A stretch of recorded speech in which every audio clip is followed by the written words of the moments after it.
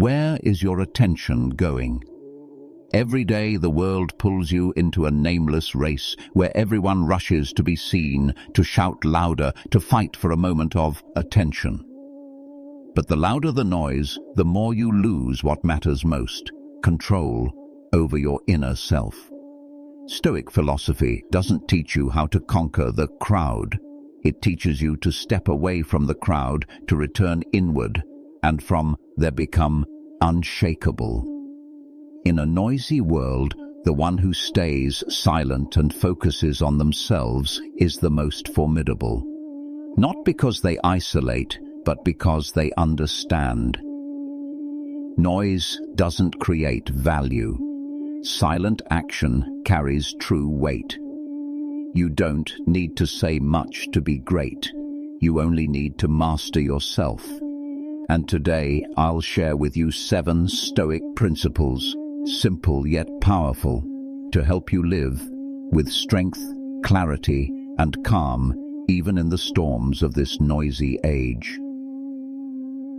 Control what you can. Number 1, control what you can. Where is your focus going? This is not just a philosophical question, it's a practical one. Your focus is the currency of your life. Where it goes, your energy follows. And where your energy goes, your future is being shaped. But in a world that constantly fights for your attention, news, social media, noise, other people's opinions, it's easy to forget that not everything deserves your focus. Stoicism begins right there by drawing a line between what you can control and what you cannot. Most people blur that line. They pour energy into the uncontrollable, trying to fix the past, worrying about what others think, obsessing over outcomes they can't guarantee. But the Stoic understands freedom begins the moment you bring your focus inward, not outward. There are 2 worlds you live in. One is external, filled with events, people, situations, and reactions you cannot predict or dictate. The other is internal, your thoughts, your choices, your values, and how you respond. The first is unstable. The second is powerful if you choose to master it. Marcus Aurelius, Emperor of Rome, ruled one of the greatest empires in human history. But he also faced betrayal, sickness, war, and grief. Still, he never let the chaos outside invade his peace within. In his journal meditations, he wrote, "You have power over your mind, not outside events. Realize this, and you will find strength." That line is more than a quote. It's a command to wake up, to realize that the mind, if trained, can be an unshakable fortress. The storms of life may rage outside, but they don't have to drown you inside. Marcus didn't write those words as a theory. He lived them, especially when those closest to him turned against him. He didn't waste time in rage or self-pity. Why? Because betrayal was outside his control. But what he chose to feel, that was his domain. Modern life in many ways is no different. You can't change what people say about you. You can't erase mistakes you made years ago. You can't make everything perfect or predictable, but you can choose what you do today. You can show up. You can stay disciplined. You can decide not to let resentment or fear take root in your mind. Here's a quiet truth that few want to admit. Most suffering doesn't come from what happens to us, but from how we interpret it. A comment becomes an insult only if you let it. A failure becomes your identity only if you keep replaying it. That's why the Stoics weren't cold or detached. They were disciplined.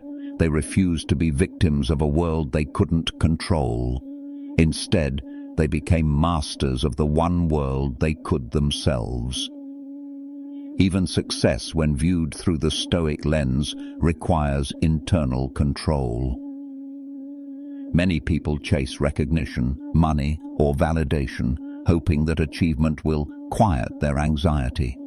But they soon find that outer success, without inner clarity, is just another kind of noise. That's why the Stoic doesn't chase everything. He chooses what matters, and what matters is what he can shape from within. Gratitude is in your control. Discipline is in your control. Forgiveness is in your control. The past is not. The actions of others are not. And the future is shaped by what you do now, not by what you worry will happen tomorrow. It's easy to get distracted, to spread yourself thin across 10 different fears. But focus is an act of rebellion in a distracted world. And focus begins by asking, is this mine to carry? If it's not, put it down. That's not indifference, that's intelligence. So focus on what you can control and do it quietly. Do it without needing applause. The most powerful growth happens in silence. You don't need to prove anything to the world. You only need to show up for yourself. The rest will follow. When you train your mind to stay in your lane, to stop chasing control over the uncontrollable, you don't become weaker. You become invincible because you stop fighting battles that were never yours in the first place. Meaning creates emotion. Number 2, meaning creates emotion. Where your focus goes, your emotions follow. And what shapes your focus is not what happens to you, but the meaning you give to what happens. This is the Stoic truth most people overlook. You don't control events, but you always control your interpretation of them. Life throws the same storms at everyone. Some break, some rise. Why? Because pain alone doesn't define us.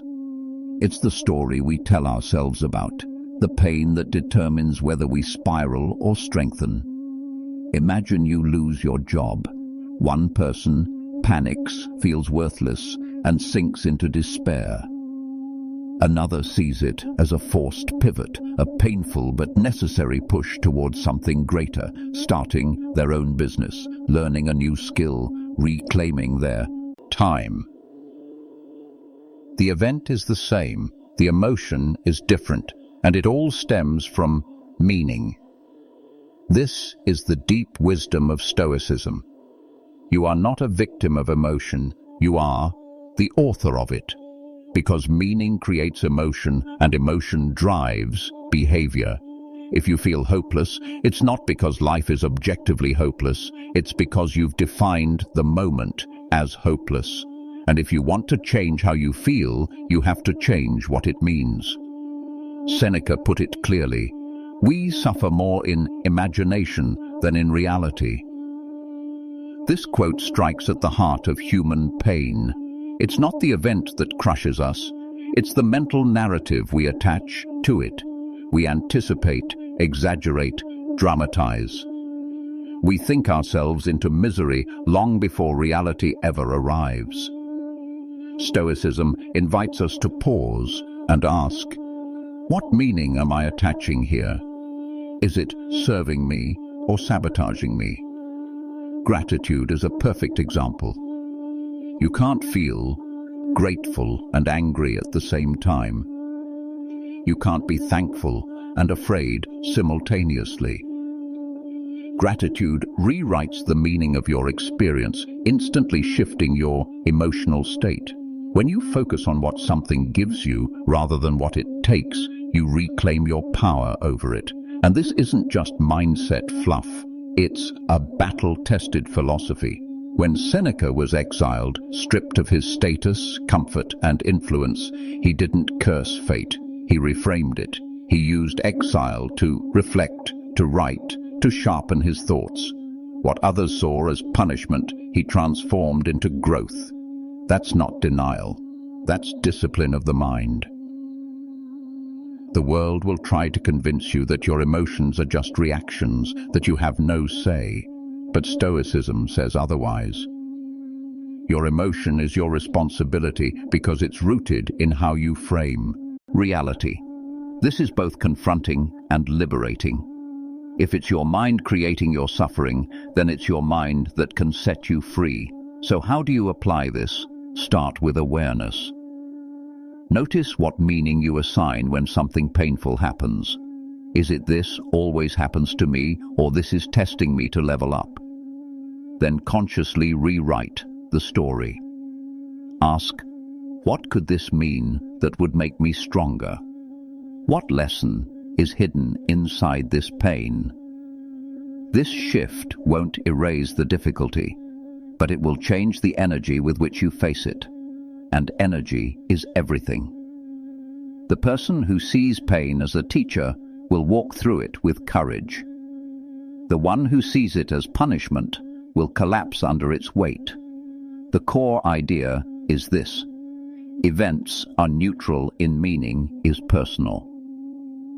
And in that space between what happens and what you decide it means, your power lives. That's where your freedom starts. So next time you're hit with rejection, failure, betrayal, pause. Don't ask why me, ask what now. Don't reach for the nearest distraction or someone to blame. Sit in the silence. Focus inward. Reframe the meaning. That's Stoic strength, not in words, but in inner clarity. And this internal clarity leads us to the next Stoic principle, one that separates the ordinary from the extraordinary. If meaning creates emotion, then the way we build meaning privately has everything to do with the power we project publicly. Because what the world sees, the confidence, the mastery, the resilience, is just the tip of the iceberg. What lies beneath? Private discipline. And that's what we'll explore next. Number 3. Private discipline builds. Private discipline builds public power. Public power. Steph Curry didn't become the greatest shooter in basketball history because of luck, fame, or God-given talent. He became who he is because for over 15 years he's shown up early mornings, late nights, shooting 500 shots every single day, even when no one was watching, especially when no one was watching. His success is not flashy, it's not viral, it's silent, disciplined, and invisible until one day it isn't. We cheer for the game-winning three-pointer. But we don't see the countless hours spent alone in the gym. That's the paradox of greatness. What the world applauds is only the tip of the iceberg. Beneath it lies quiet repetition, daily effort, and a level of commitment most people will never understand. Curry is not just an athlete. He is a living embodiment of a Stoic truth. You get rewarded in public for what you practice in private. This is the kind of power that Stoicism trains us to build. Not loud, not boastful, not for display, but forged in silence and anchored in self-mastery. The Stoics believed that the highest form of strength is internal. Public power, in their view, was never the goal. It was simply the consequence of living with discipline, intention, and virtue when no one is looking. As Marcus Aurelius once wrote, "Waste no more time arguing what a good man should be. Be one." This quote cuts straight through the noise of performance, opinion, and the need for validation. In today's world, we often talk about what it means to be successful, to be great, to be real. But the Stoic path tells us not to explain. Don't perform. Don't seek applause. Be, do, endure, and let your results, not your words, speak for you. When you practice discipline in silence, you're not just building habits, you're building character. And character is magnetic. It speaks for you when you walk into a room. It becomes the quiet power that others feel but can't quite explain. That's what Steph Curry brings to the court. Not just his talent, but the weight of his unseen preparation. In a culture obsessed with visibility, followers, likes, and public praise, the Stoic challenges you to do something radically different.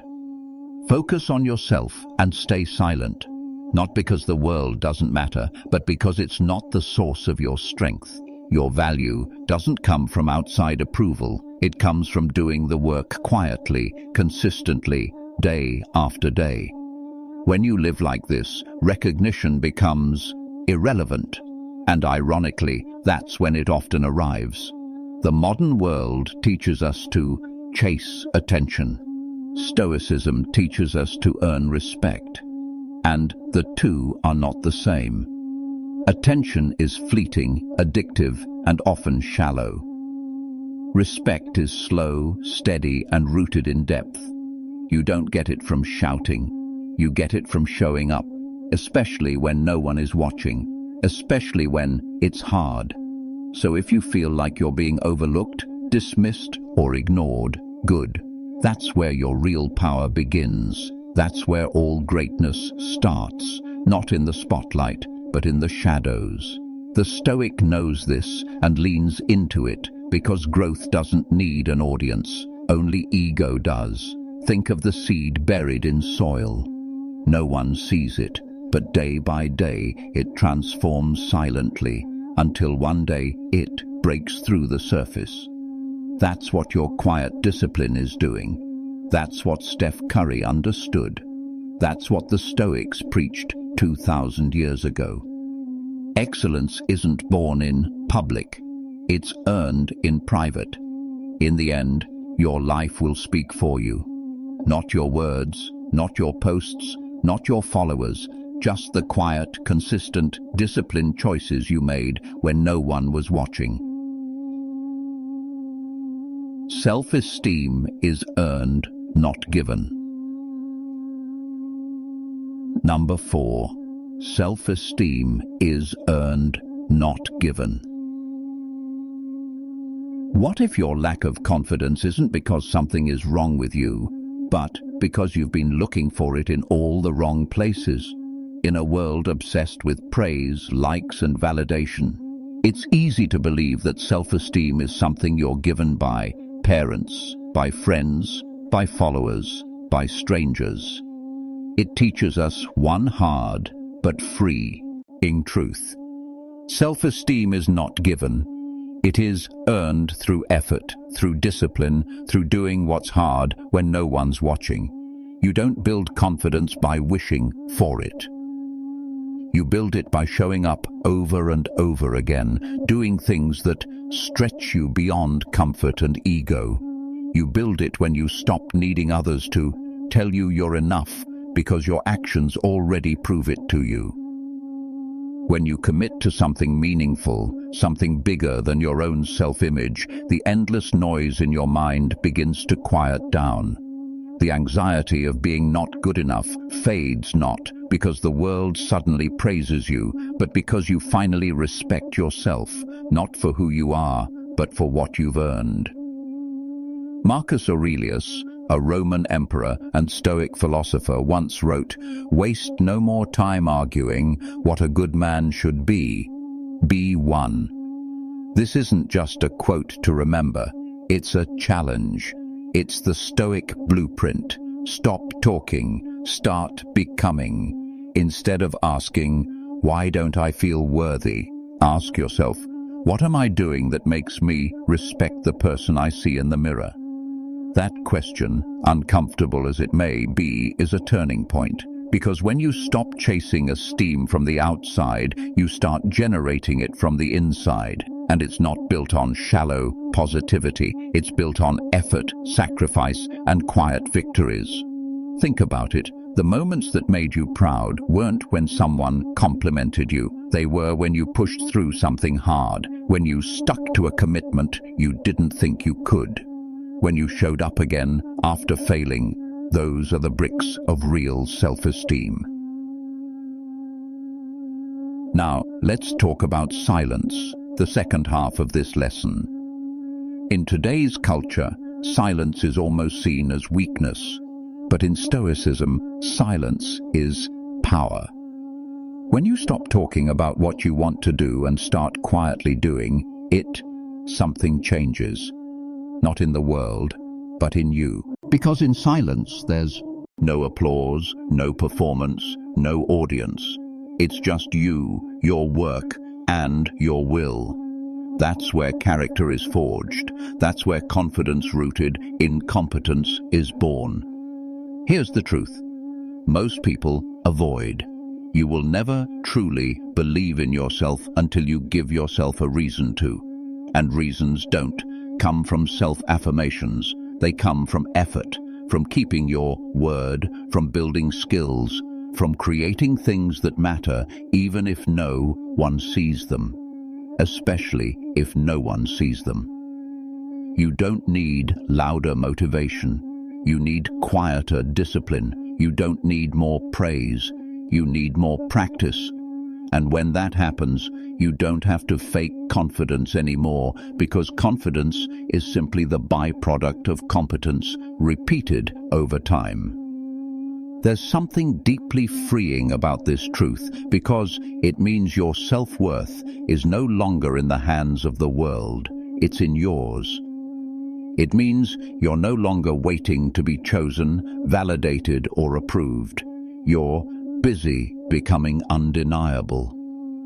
So today, ask yourself this: what can I do that will make me proud when no one is watching?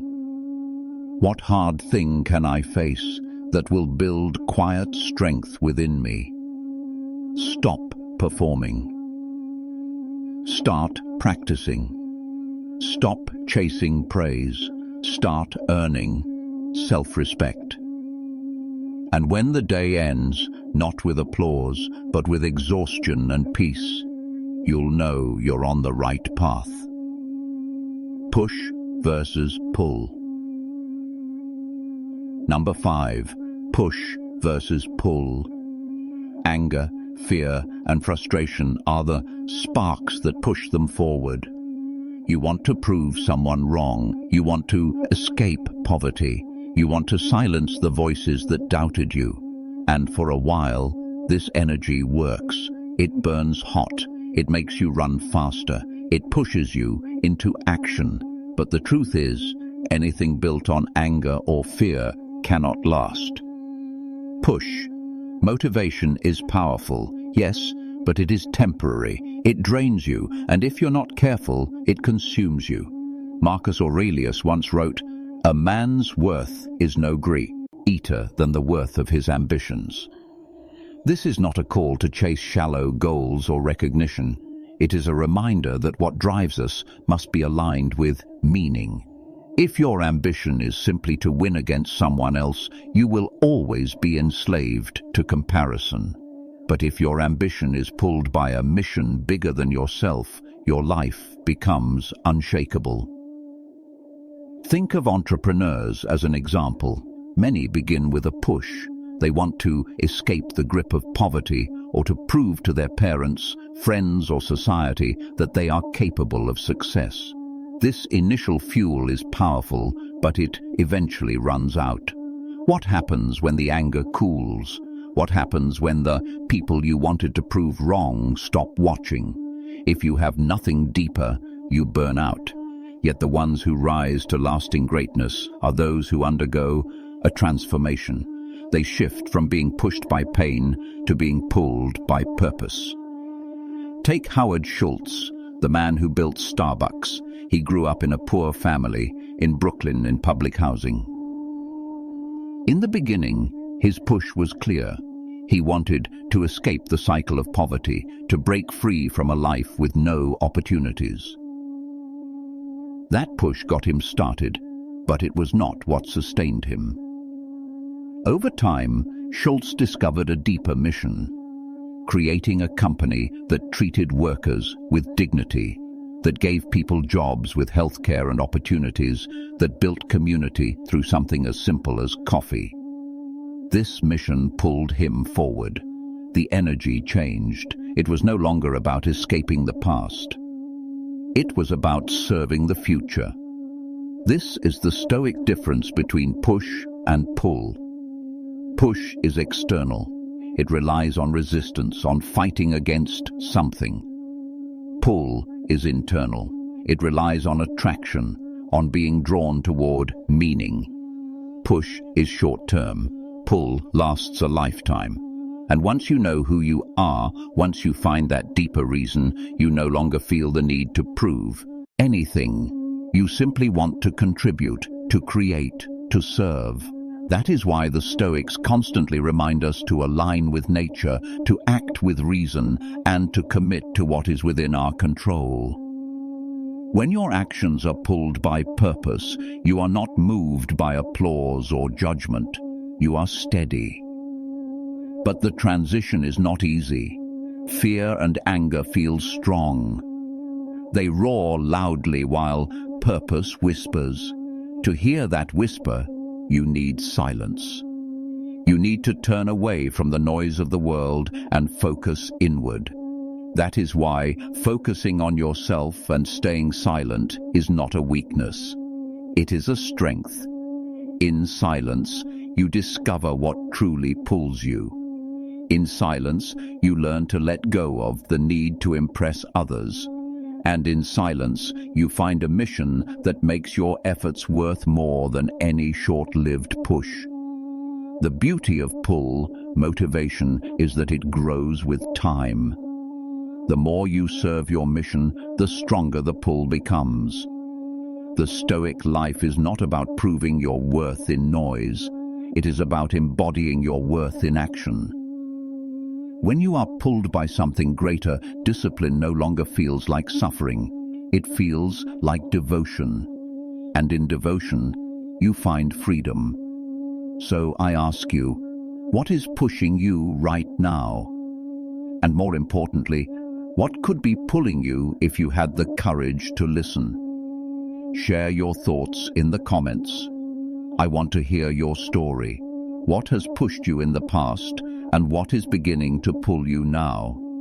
Accept who you are to grow beyond it. Number 6. Accept who you are to grow beyond it. Growth does not begin with pretending. It begins with honesty. And honesty, when it comes to the soul, is the courage to stand before yourself without masks. Spiritual growth is not about creating an image the world applauds. It is about embracing the person you already are with all your flaws, scars, and shadows. Only then can you move beyond them. To deny yourself is to remain stuck. K. To accept yourself is to open the door to transformation. The Stoics understood this truth deeply.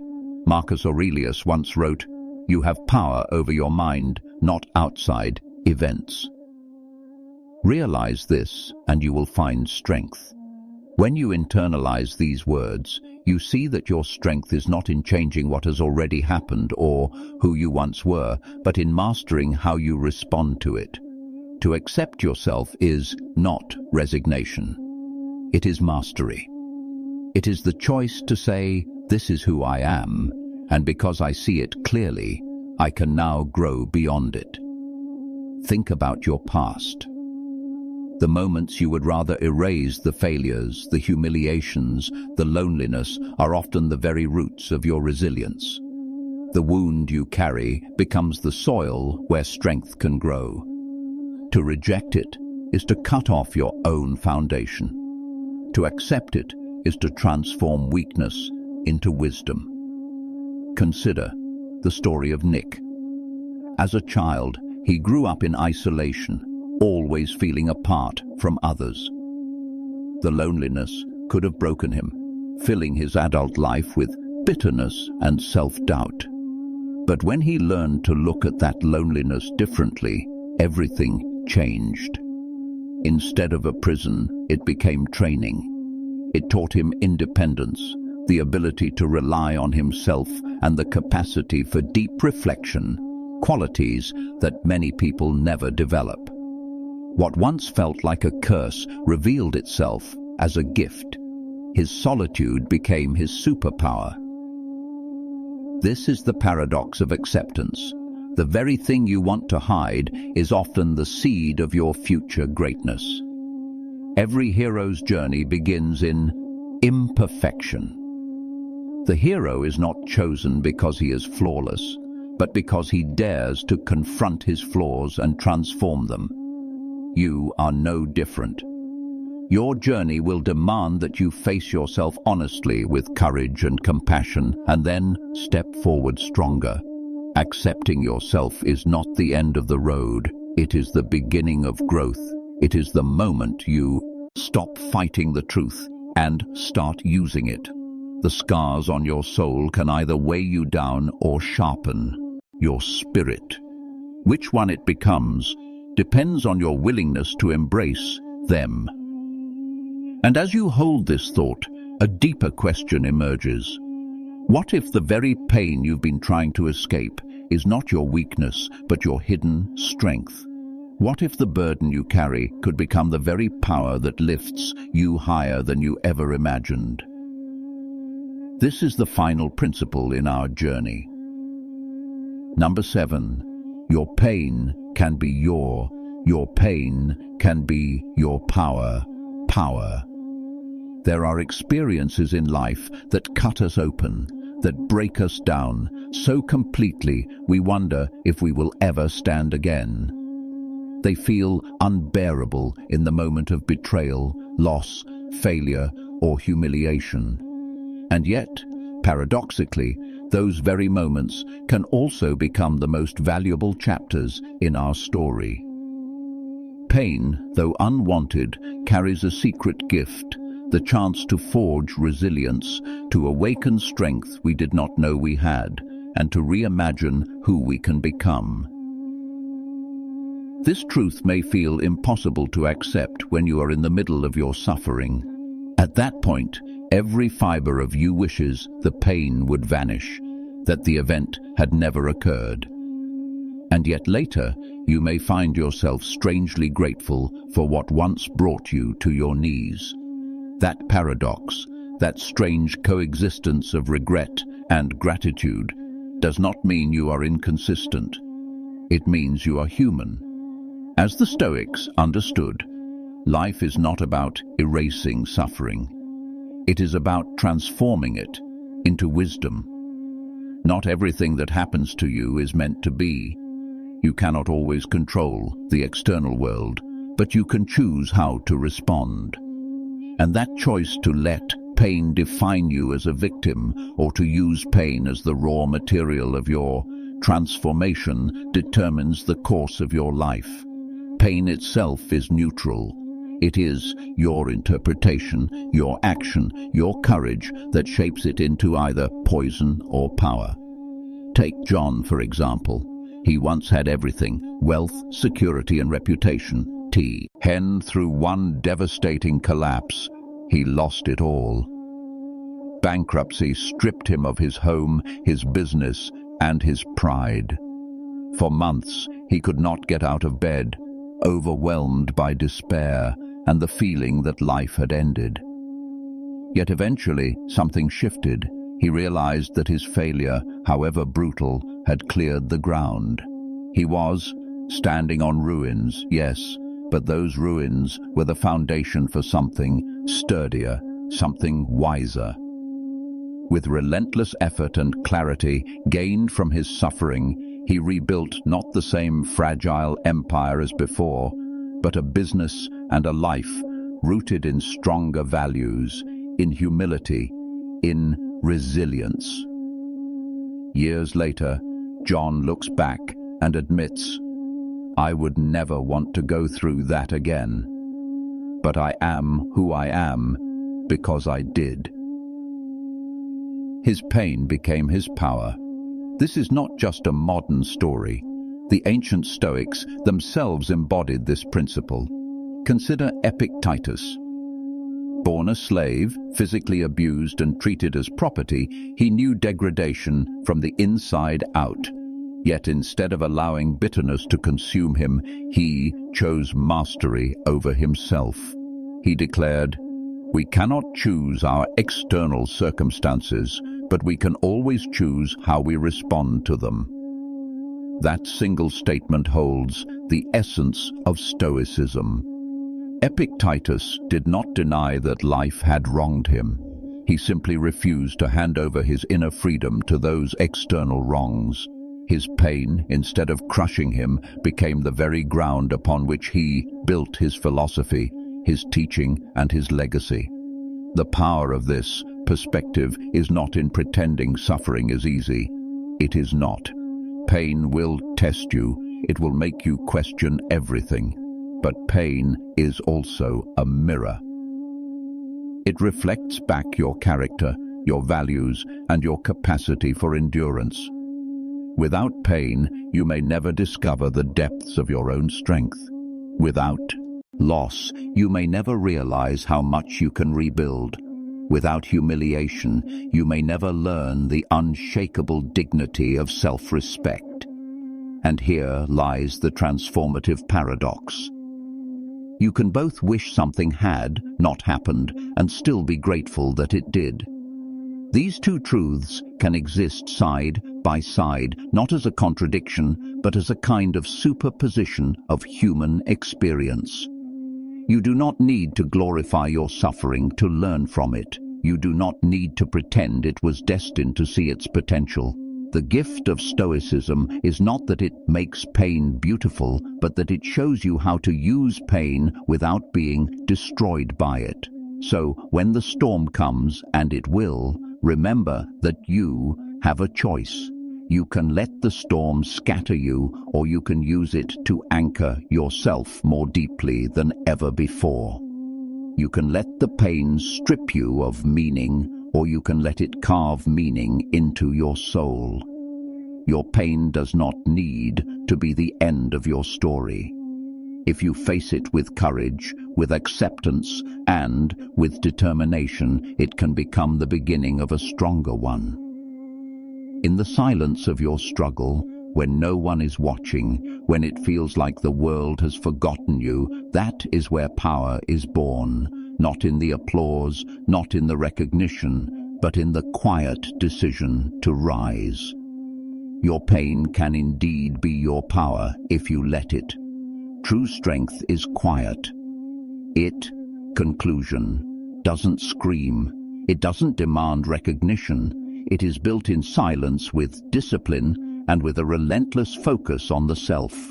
Remember this. Life does not reward empty words. It rewards consistent action. The world outside will never give you lasting peace. That peace only comes when you stop trying to control everything around you and instead learn to master yourself.